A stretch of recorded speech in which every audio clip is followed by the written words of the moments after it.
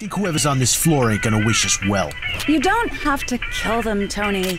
He who has not faith in... Good evening, I'm the Game Tutor, and tonight I'm going to be playing Blue Estate, the game. Now, back in the 90s I was really into Virtual Cop and Time Crisis, and gradually as the arcades died, the genre disappeared. With a brief resurgence featuring House of the Dead Overkill and Dead Space in the last gen, there hasn't really been a stalwart of the genre in a long time. Enter Blue Estate, the game. And let me start by saying that Blue Estate is by far my favourite rail shooter of all time. The best way to describe Blue Estate, the game, is Duke Nukem meets Time Crisis with mafia stuff rather than aliens. Now, you probably already know if this is going to be your kind of game. So firstly, let's start by saying that it doesn't revolutionise the genre. This isn't some mind-bending genre reimagining, but what it is the most enjoyable example of the genre that I've ever played. Now, the game is broken into a number of different sections and sees you playing two different characters. And one of the key things about the game that really makes it stand out from other games in the genre is the gunplay. Now, the guns in the game all feel distinctively different and usually give you two at a time. This always consists of a handgun. The silenced one is really cool. Has unlimited ammo, and then a more powerful gun such as an assault rifle or a shotgun.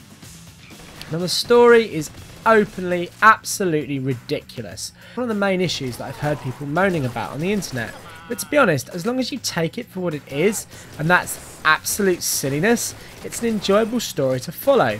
You start the tale as Tony, who is heading over to a Yakuza style strip bar after your head stripper at your skin joint was kidnapped.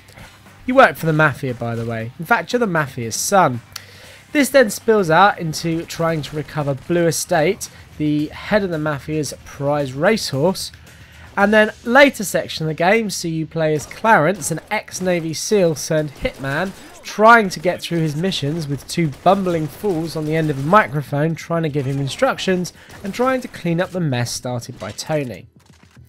The game is enjoyable, fast, and doesn't outstay its welcome. Controlling the game with the mouse works excellently and makes it more like an FPS, but the gunplay really feels brilliant. There's also some enjoyable scenes where the game gives you bonus points for doing things such as killing enemies in a specific order or quickly stopping a chihuahua from humping your leg. Don't ask. These work well and really up the game's enjoyment. There are also hidden objects in each scene that you gain extra points for shooting, which add to the replay story. At £9.99 or your regional equivalent, this is excellent value for what you get. Sure, the game isn't the longest, but when you consider how much, say, buying a Blu-ray or a trip to the cinema costs, suddenly the price seems that little bit more reasonable.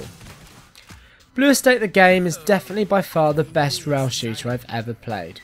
And while it's not necessarily going to convert the masses, for fans of the genre or someone for looking something which is fun, fast and a little bit different to your usual titles, I cannot recommend it enough. Look at me, I'm Cirque du Soleil over here. Oh, Maro!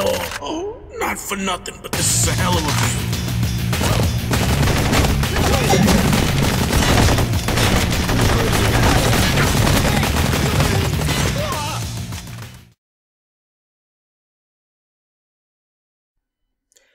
If you've enjoyed tonight's video, please like and subscribe. Remember to come and check us out at thegametutor.co.uk, where news, articles and videos are updated on a weekly basis. Also, please check us out on Twitter, Facebook and Dailymotion.